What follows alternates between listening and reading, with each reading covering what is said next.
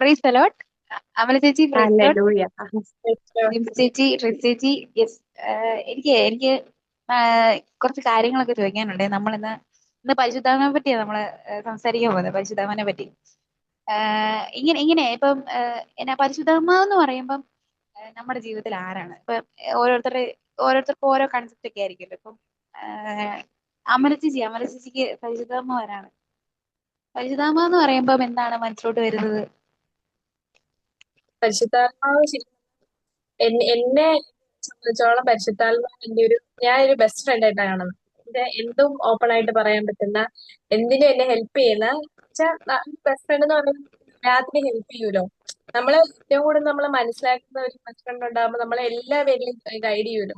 അപ്പൊ അങ്ങനെ എന്റെ ഒരു ബെസ്റ്റ് ഫ്രണ്ട് ആയിട്ട് എന്തുണ്ടെങ്കിലും ഷെയർ ചെയ്യാൻ പറ്റുന്ന, എന്നെ ഹെൽപ്പ് ചെയ്യുന്ന ഒരു ഫ്രണ്ട് ആയിട്ട്, ഒരു ബെസ്റ്റ് ഫ്രണ്ട് ആയിട്ട്. Yes, അമല ചേച്ചിക്ക് ഫ്രണ്ട് ആയിട്ടാണ്. ജിംസ് ചേച്ചി ചേച്ചിക്ക് എനിക്ക് പരിശുദ്ധാത്മാവ് എന്ന് പറഞ്ഞാൽ ഇപ്പോ ഞാൻ ഇവിടെ ഇരുന്ന് ഞാൻ തിരിഞ്ഞു നോക്കുമ്പം എനിക്ക് സിൻസിയർ ആയിട്ട് പറയുവാണെങ്കിൽ തിരിച്ചറിയപ്പെടാത്ത എന്റെ സ്വരമായിരുന്നു. ഓരോ പ്രാവശ്യം ഇങ്ങനെ ഈശോയുടെ ഈ സ്വരം ഇങ്ങനെ കേൾക്കുമ്പോൾ ഞാൻ ആദ്യം, അതായത് ഈ ഈശോയുടെ ഈ ഒരു ബോധ്യം എനിക്ക് കിട്ടുന്നതിന്റെ മുന്നേ എന്റെ മനസാക്ഷിയുടെ സ്വരം ഇങ്ങനെയായിരുന്നു ഞാൻ പറഞ്ഞുകൊണ്ടിരുന്നത്.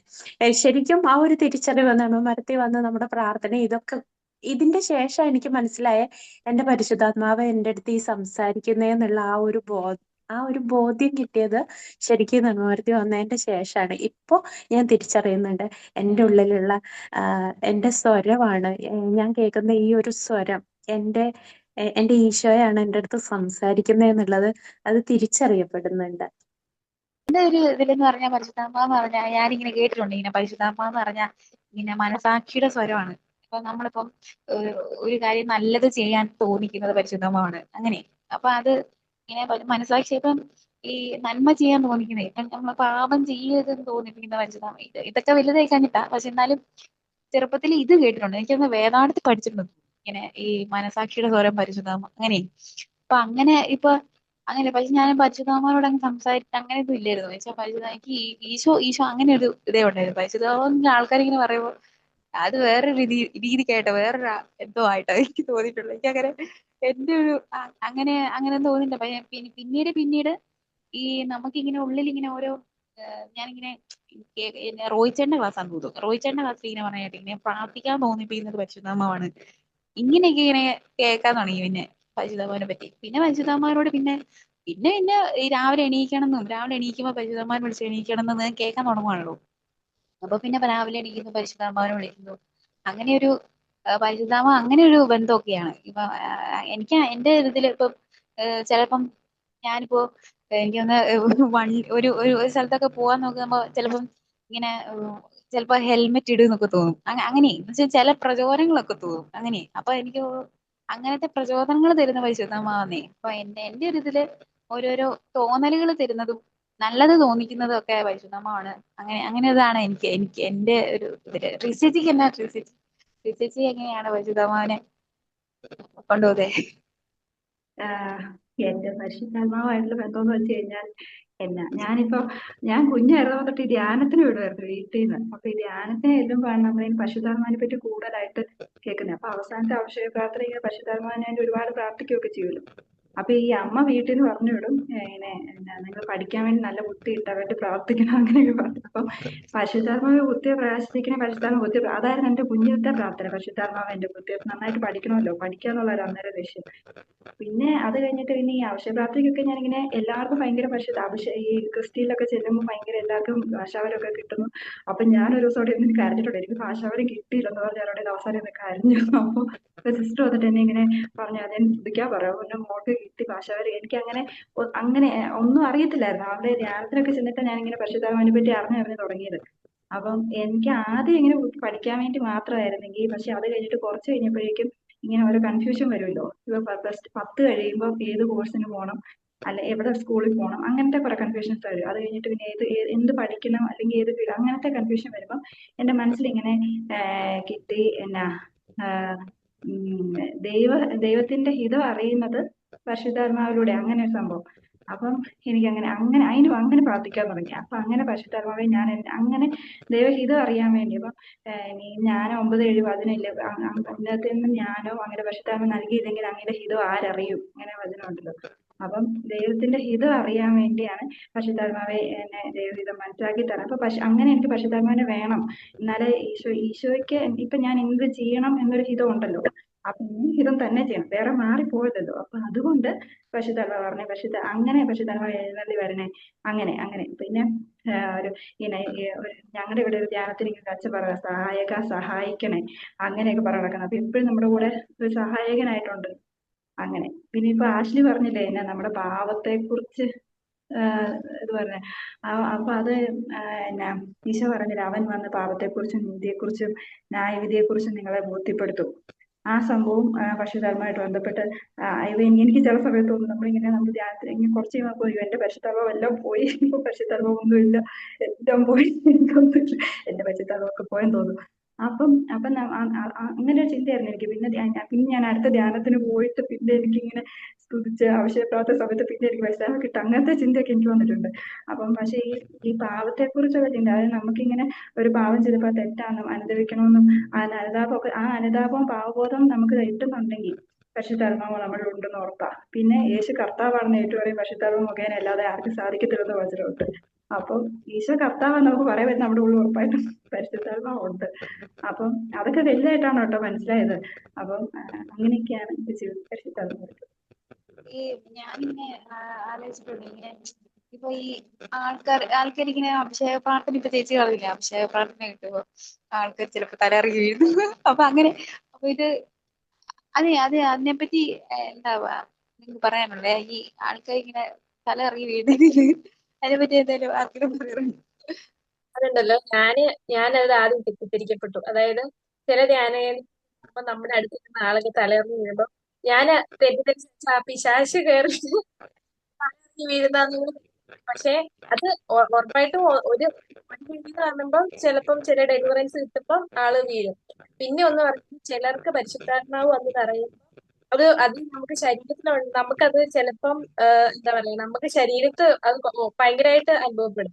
അപ്പൊ അങ്ങനെ ഒരു സമയത്ത് നമ്മള് ഇങ്ങനെ നിലത്ത് വീഴുന്ന ഒരു അവസ്ഥയൊക്കെ ഉണ്ടാവും എന്നിങ്ങനെ ആൾക്കാർ പറഞ്ഞു തന്നിട്ടുണ്ട്. അപ്പൊ ഞാൻ ആദ്യം തെറ്റിദ്ധരിച്ചു. പക്ഷെ അത് കഴിയുമ്പം പരിശുദ്ധാത്മാവ് വന്നു കഴിയുമ്പം ചിലർക്ക് അത് ഭയങ്കരമായിട്ട് ശരീരത്തിൽ അനുഭവപ്പെടും.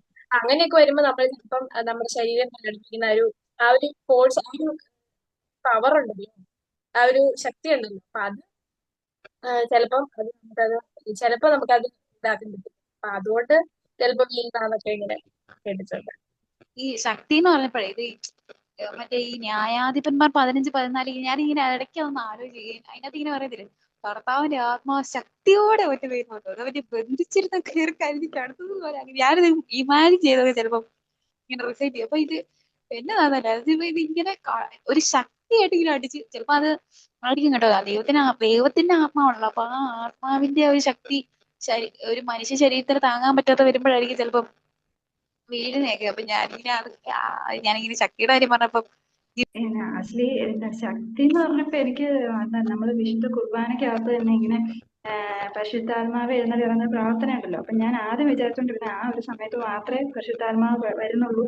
അപ്പൊ ഞാൻ ആ സമയത്ത് ഇങ്ങനെ നമുക്കിപ്പം ധ്യാനത്തിനാകുമ്പോൾ ഒരു വർഷത്തിലൊന്നൊക്കെ ധ്യാനത്തിന് പോകുന്നത്. ഇപ്പം പക്ഷെ കുർബാന എല്ലാ ദിവസവും പോകുന്നുണ്ടല്ലോ. അപ്പൊ ആ സമയത്ത് ഇങ്ങനെ തല കുണിച്ച് പിടിക്കുമ്പോൾ പരിശുദ്ധാത്മാവ് എഴുന്നള്ളി അങ്ങനെ ഭയങ്കരമായിട്ട് പ്രാർത്ഥിക്കും. പരിശുദ്ധാത്മാവ് എഴുന്നള്ളി പറഞ്ഞേ. അപ്പം അത് കഴിഞ്ഞിട്ട് പിന്നെയാണ് ഞാൻ മനസ്സിലാക്കിയത്, കുർബാനയ്ക്ക് ആദ്യം തൊട്ട് അവസാനം വരെ പരിശുദ്ധാത്മാവിന്റെ സാന്നിധ്യം നന്നായിട്ട് പൂർണ്ണമായിട്ട്, അതായത് ഈശോയും പിതാവും പുത്രനും പരിശുദ്ധരും ഒന്നാണല്ലോ. അപ്പൊ ഈശോ സാന്നിധ്യം പരിശുദ്ധാത്മാവിന്റെ സാന്നിധ്യം അതുപോലെ തന്നെയുണ്ട്. അതുപോലെ ഈ കുർബാനേനെ എന്നാ ഒരു ഓസ്തിനെ ഈശോ ആക്കി മാറ്റുന്നത് പരിശുദ്ധാത്മാവിന്റെ പ്രവൃത്തിയാണ്. അങ്ങനെ അപ്പൊ ശക്തി എന്ന് പറയുമ്പോൾ ഞാൻ അങ്ങനെ ഓർക്കുന്നത്, ഈശോ ആ ഇപ്പം നമ്മളിങ്ങനെ പറയുമല്ലോ, ആദ്യം പിതാവായ ദൈവം നയിച്ചു, നേരിട്ട് ലോകത്തെ നയിച്ചു. പിന്നെ ഈശോ നേരിട്ട് ലോകത്തെ നയിച്ചു. ഇപ്പം പരിശുദ്ധാത്മാവ് നേരിട്ട് സഭയെ നയിച്ചുകൊണ്ടിരിക്കുന്നു. അപ്പം ഇപ്പം നമ്മൾ കാണുന്ന എല്ലാ പരിശുദ്ധാത്മാവിന്റെ ശക്തിയാണല്ലോ ഈ പറയുന്ന രോഗശാന്തിയും അത്ഭുതങ്ങളും അടയാളം എല്ലാ വരങ്ങളും പരിശുദ്ധാത്മാവിന്റെ ശക്തിയാണ്. പരിശുദ്ധാത്മാവ് ഒരു വലിയ ശക്തിയാണ്. ആശി പറഞ്ഞ പോലെ അത് ഭയങ്കര എന്നാ ദൈവത്തിന്റെ ഒരു കുഞ്ഞ് എന്നാ ഒരു കടലോളം ദൈവത്തിന്റെ ശക്തിയിൽ ഒരു തുള്ളി വീണാൽ പോലെ അതുപോലെ നമുക്ക് താങ്ങാൻ പറ്റത്തില്ലത്.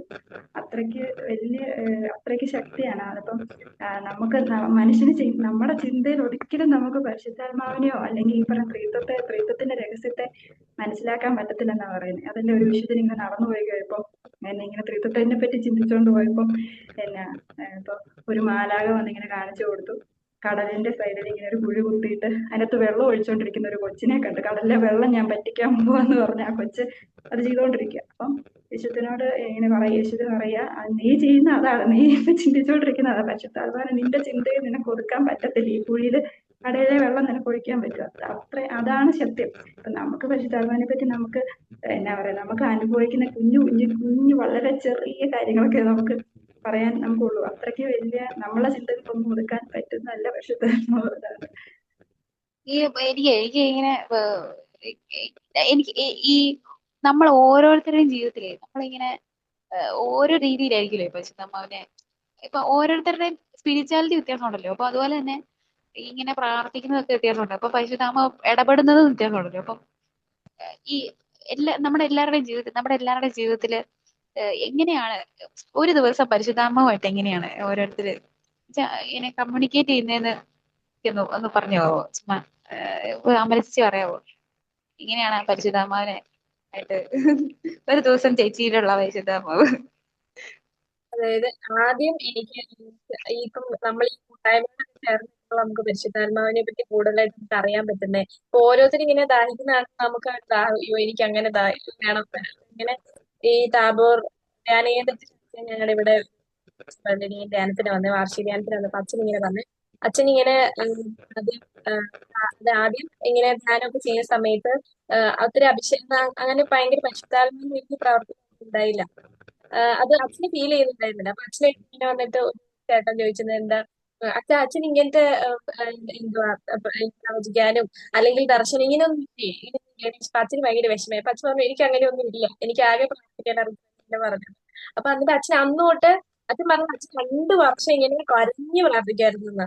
അതായത് 2 വർഷം കണ്ടിന്യൂസ് ദിവസം പോലും മുടക്കാതെ കണ്ടിന്യൂസ് അച്ഛൻ പ്രാർത്ഥിക്കുന്നത് ഇങ്ങനെയാണ്. അതായത് എനിക്കത് ഭയങ്കര ടച്ചായി.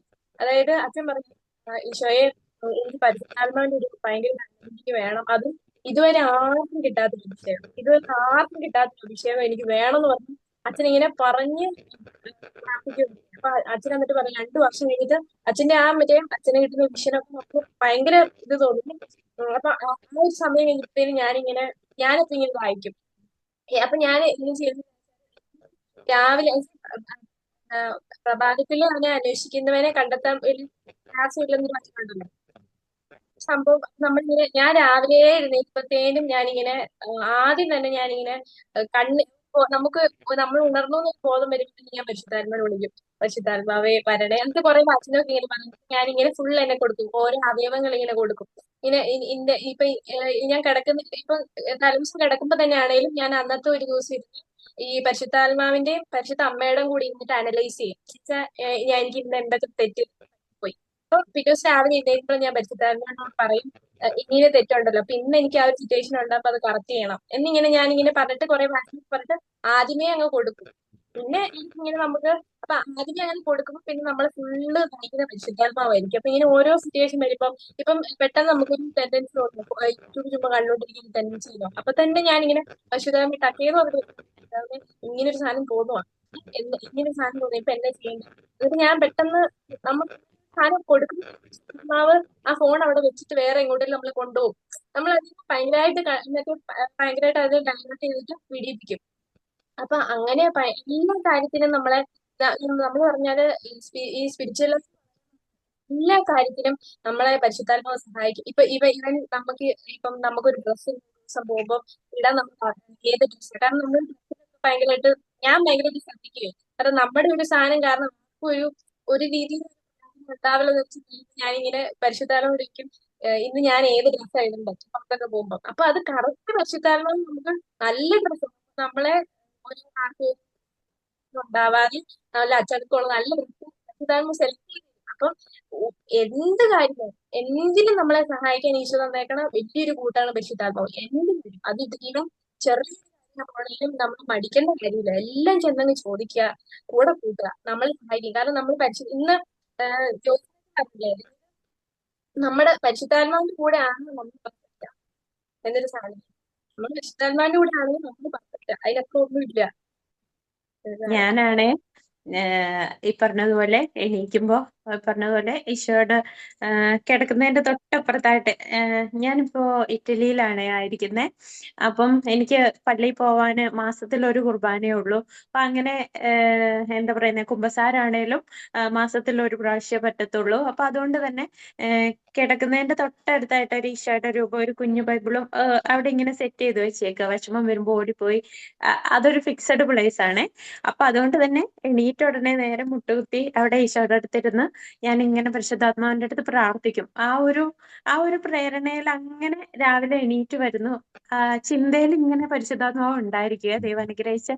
അപ്പൊ അതുകൊണ്ട് തന്നെ രാവിലെ എന്ത് ചെയ്യുന്ന വെച്ചാ ഒന്നുകിൽ ആരാധന കേൾക്കാനായിട്ടുള്ള ഒരു സ്വരമായിരിക്കും, അതല്ലെങ്കിൽ ഓഡിയോ ബൈബിൾ കേൾക്കാനായിട്ടായിരിക്കും. അപ്പോ ആ പ്രേരണയ്ക്കനുസരിച്ച് ഞാൻ ചിലപ്പോ എനിക്ക് പാട്ട് കേൾക്കാനായിരിക്കും തോന്നുന്നേ.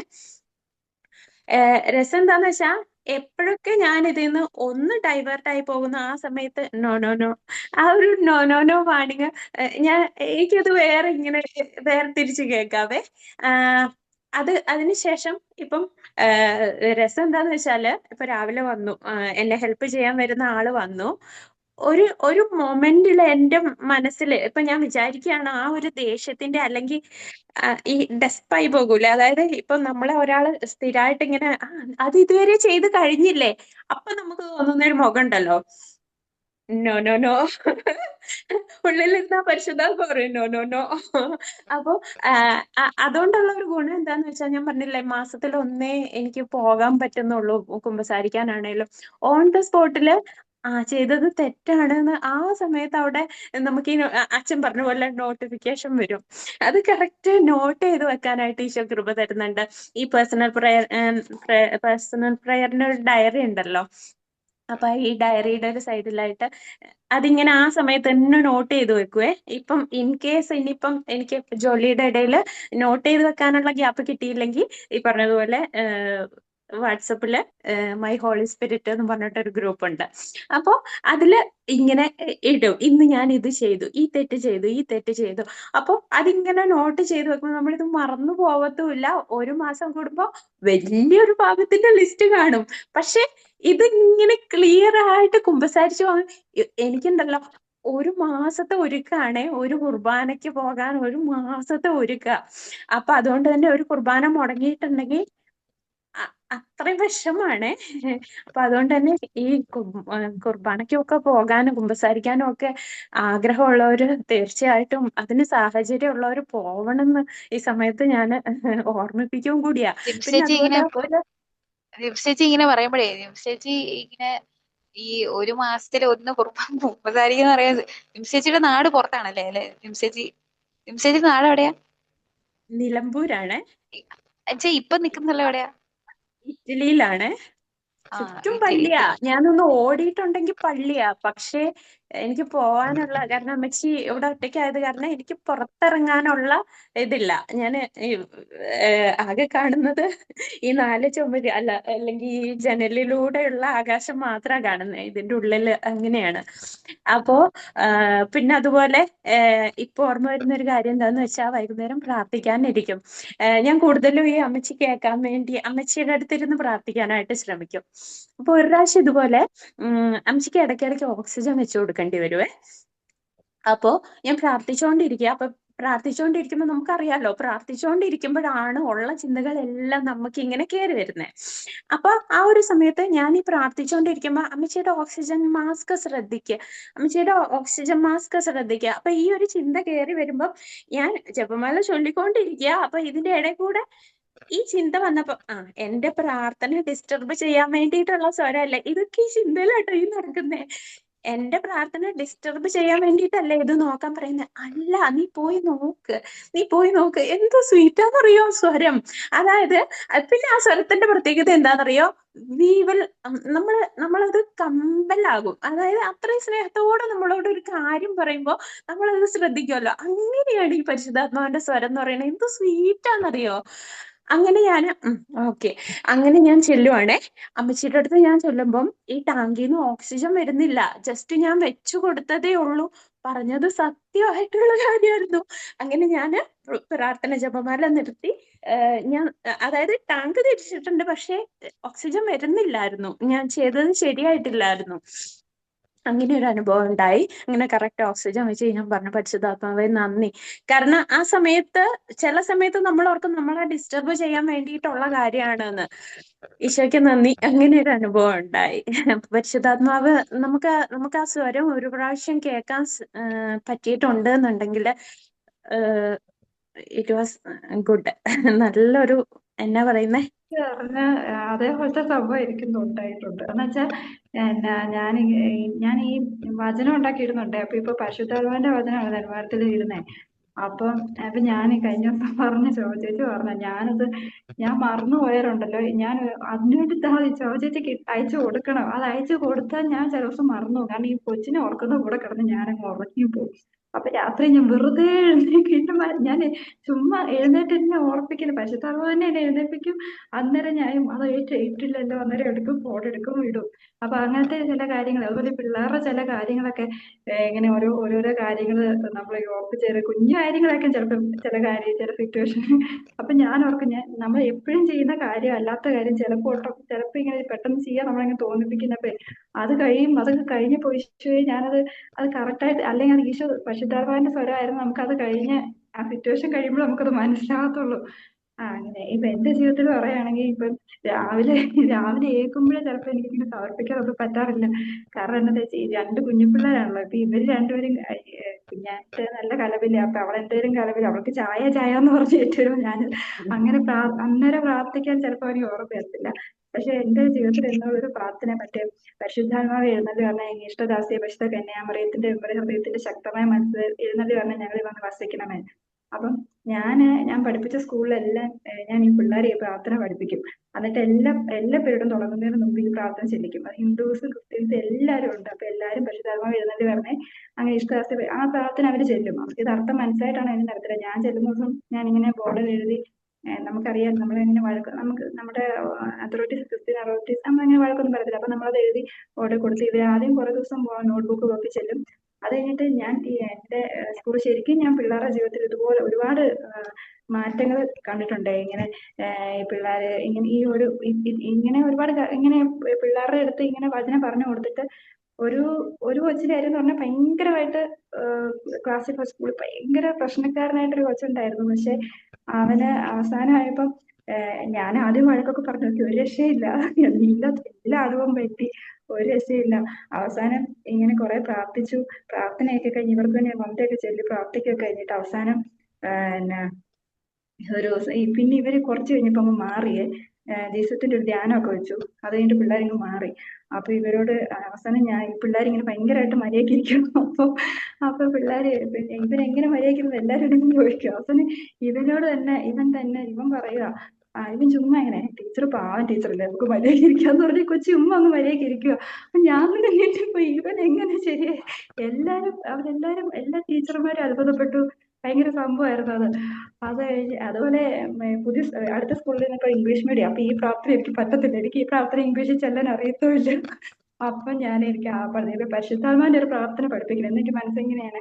അപ്പൊ എനിക്ക് പ്രാർത്ഥന അറിയത്തില്ല. അതുകൊണ്ട് ഞാൻ മറ്റേ ഡൊമിനിക്കസിന്റെ പ്രാർത്ഥനയാണല്ലോ, welcome holy spirit, we are in your presence, fill us with spirit. ആ പാട്ടായിട്ടല്ലോ, അത് പ്രാർത്ഥനയായിട്ട് ഞാൻ ആ പാട്ടങ്ങ് പറഞ്ഞു കൊടുത്തു. എല്ലാരും എഴുതിപ്പിച്ചു. പിള്ളേർക്ക് അറിയത്തില്ല ഇത് ഡൊമിനിക്കസിന്റെ പാട്ടാണെന്നൊന്നും അറിയത്തില്ല. അപ്പൊ പിള്ളേർ എല്ലാ പേരോടും തുടങ്ങുന്നതിന് മുമ്പ് ഈ പ്രാർത്ഥന ചെല്ലുമായിരുന്നു. Welcome holy spirit, we are in your presence. ഇതൊന്നും അറിഞ്ഞിട്ടോ അറിയാതെ ഒന്നും അല്ല. അവർക്ക് അതിന്റെ മീനിങ് അങ്ങനെ ഞാൻ പറഞ്ഞു കൊടുക്കും. ക്രിസ്ത്യൻസ് കുഞ്ഞു പിള്ളേർ ഞാൻ 5, 6, 7 പഠിപ്പിച്ചു. അവർക്ക് അതിന്റെ മീനിങ് ഒന്നും അറിയത്തില്ല. പക്ഷെ ഇത് ഇവരുടെ ജീവിതത്തിൽ ഈ പിള്ളേർക്ക് എന്നോട് ഭയങ്കര സ്നേഹമാണ്. ഞാൻ അവിടെ 2 മാസം പഠിപ്പിച്ചുള്ളൂ. ഇപ്പോഴും എനിക്ക് പിള്ളേർ മെസ്സേജ് അയക്കി ഓരോ കാര്യങ്ങൾ ചോദിക്കും. അപ്പൊ നമ്മൾ ഒന്നുമല്ല, ഞാൻ ഇവർക്ക് വേണ്ടി ഒന്നും ചെയ്തിട്ടുമില്ല, ഒന്നും ജസ്റ്റ് പഠിപ്പിച്ചിട്ടേ ഉള്ളൂ.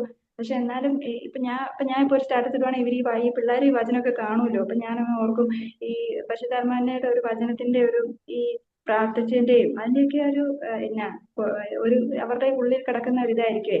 പിന്നെ ഞാൻ പറയാം നമ്മള് പരിശുദ്ധാത്മാവിനോട് പ്രാർത്ഥിക്കാൻ ഞാൻ ചിന്തിക്കുന്ന പരിശുദ്ധാത്മാവിന്റെ മണവാട്ടി മാതാവാണല്ലോ. അപ്പം അപ്പൊ ഏറ്റവും വലിയ പ്രാർത്ഥന കൊന്തയായിട്ടാണ് എനിക്ക് തോന്നുന്നു കേട്ടോ. കാരണം നമുക്കറിയാം മണവാളിനും മണവാട്ടി എന്ന് പറയുമ്പോൾ നമ്മളൊരു ഹസ്ബൻഡ് വൈഫ് ആണെങ്കിൽ ഒരിക്കലും വൈഫ് ഒരു കാര്യം പറഞ്ഞ ഹസ്ബൻഡ് അത് ചെയ്യാതിരിക്കത്തില്ല. ഹസ്ബൻഡ് ഒരു കാര്യം പറഞ്ഞാൽ വൈഫ് ആ ഭയങ്കര ആ ഒരു ബന്ധത്തിന്റെ ഒരു പ്രത്യേകത. അത് അങ്ങനെയാണെങ്കിൽ അത് സ്മൂത്തായിട്ട് പോകത്തുള്ളൂ. അപ്പം പരിശുദ്ധാത്മാവിനാൽ നിറഞ്ഞിട്ടാണ് മാതാവ് ഗർഭം ധരിക്കുന്നത്. അപ്പം പരിശുദ്ധാത്മാവ് നിന്റെ മേൽ വരും, അത്യുന്നതന്റെ ശക്തി നിന്റെ മേൽ ആവർത്തിക്കുന്നല്ലേ പറഞ്ഞു. അപ്പൊ അങ്ങനെ അപ്പൊ പരിശുദ്ധാത്മാവിന്റെ മണവാട്ടിയാ. അപ്പൊ മാതാവ് വഴി പരിശുദ്ധാത്മാവിനോട് പ്രാർത്ഥിച്ചു കഴിഞ്ഞാൽ അത് പരിശുദ്ധാത്മാവ് വരാതിരിക്കാൻ പറ്റത്തില്ല.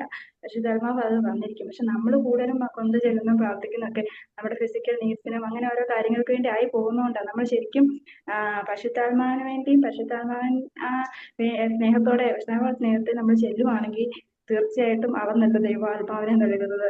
നിങ്ങൾ ചോദിക്കും നിങ്ങൾക്ക് ലഭിക്കും, അന്വേഷിക്കും നിങ്ങൾ കണ്ടെത്തും. അപ്പൊ കൊണ്ടുചെല്ലി പ്രാർത്ഥിക്കുന്ന ഏറ്റവും കൂടുതൽ പരിശുദ്ധാത്മ. ഞാനും ചില ദിവസം ഞാൻ കൊണ്ട് വരുമ്പോൾ ഫിസിക്കൽ നീഡ്സ് ഒക്കെ ആയി പോകാറുണ്ട്. പക്ഷെ ഞാൻ പറയുന്നത് നമ്മൾ അങ്ങനെ അല്ലാത്ത ദിവസം നമുക്ക് അതിൻ്റെതായിട്ടുള്ള ഒരു അഭിഷേകം നമുക്ക് കിട്ടാറുണ്ട്.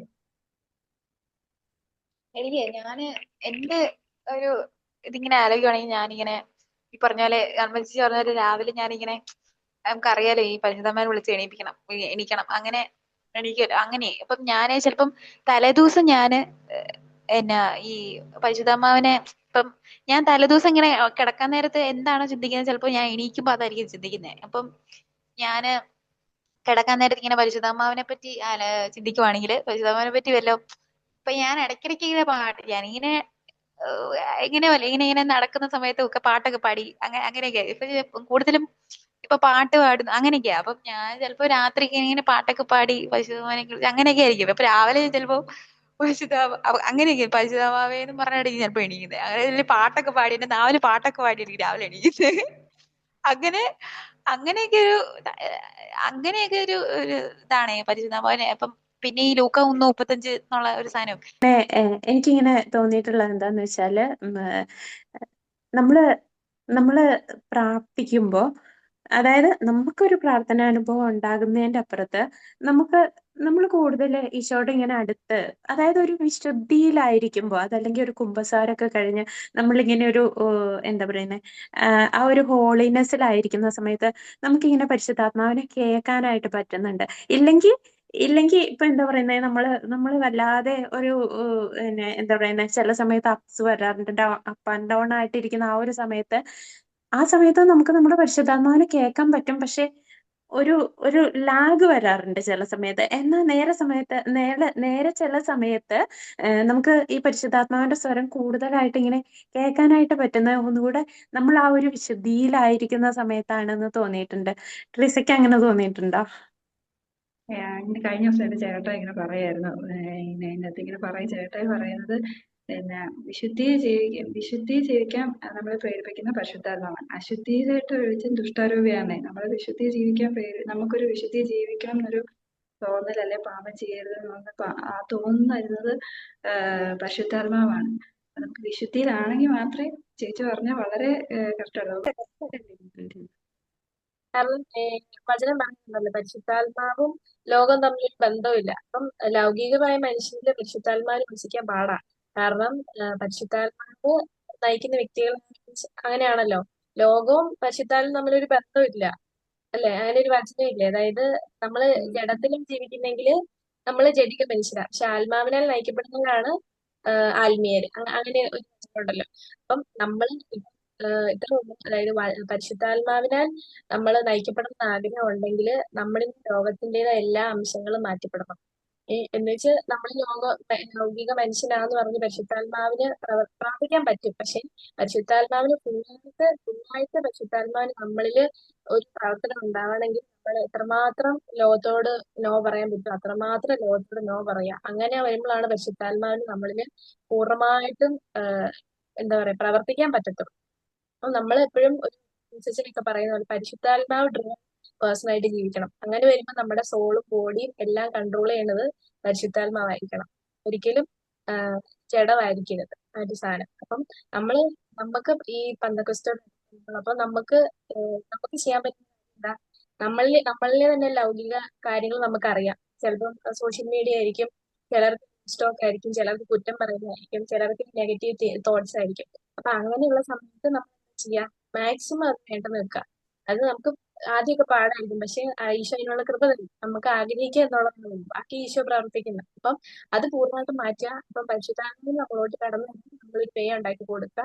അപ്പൊ നമ്മൾ പരിശുദ്ധാത്മ വന്നു കഴിഞ്ഞാൽ പിന്നെ കുഴപ്പമില്ല, പിന്നെ പുള്ളി പവർ ആക്കിക്കോളും കാര്യം. അപ്പൊ നമ്മൾ മാക്സിമം ലോകത്തിൻ്റെതായിട്ടുള്ള കാര്യങ്ങൾ മാറ്റി വെക്കുക, ശക്തമായിട്ട് ഒരുങ്ങുക, ദാഹിക്കുക, ഒരുങ്ങുക. അപ്പം ഈ പന്തകൊസ്തയ്ക്ക് നമുക്ക് കത്തിക്കാം. മാമോസയ്ക്ക് അത് ആബാ പിതാവേ എന്ന് വിളിക്കുന്ന പുത്രന്റെ അതേ ആത്മാവിനെയാണ് നൽകിയിരിക്കുന്നതെന്നല്ലേ പറയുന്നേ. ആബാ പിതാവേ എന്നൊക്കെ പുത്രന്റെ അതേ ഈശോയിലുള്ള അതേ പരിശുദ്ധാത്മ അതേ ശക്തിയുടെ നമ്മളിലുണ്ട്. അപ്പൊ നമുക്ക് ഈ ഫ്രാൻസിസ് അസീസിനെ രണ്ടാം ക്രിസ്തു എന്നല്ലേ പറയുന്നത്. അപ്പൊ നമുക്ക് ഓരോരുത്തർക്കും ഈശോ ആയി തീരാൻ വേണ്ടിയുള്ള അത്രയും പരിശുദ്ധാത്മാവിനെ നമ്മുടെ തന്നിട്ടുണ്ട്.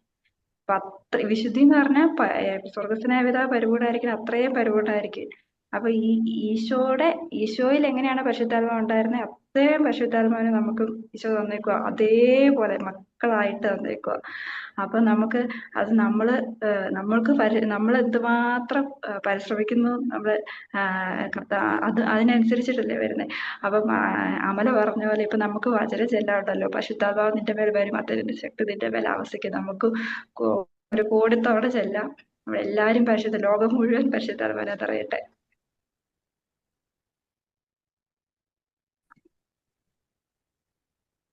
പ്രാർത്ഥിച്ച് കൺക്ലൂഡ് ചെയ്യാതെ ഈശോയെ ഞങ്ങൾ ഇത്രയും നിമിഷം വരെ ഞങ്ങൾ പരിശുദ്ധാത്മാവിനെ പറഞ്ഞുകൊണ്ടിരുന്നു.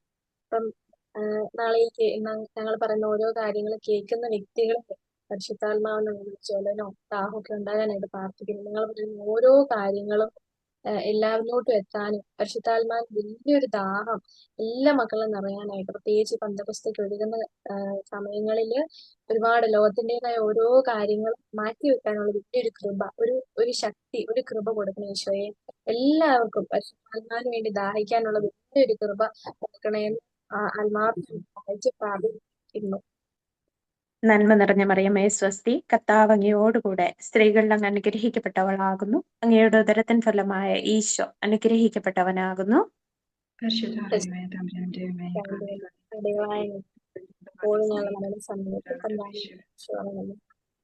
പിതാവിനും പുത്രനും പരിശുദ്ധാത്മാവിനും സ്തുതി. ഈശോ മിശിഹായ്ക്ക് സ്തുതിയായിരിക്കട്ടെ.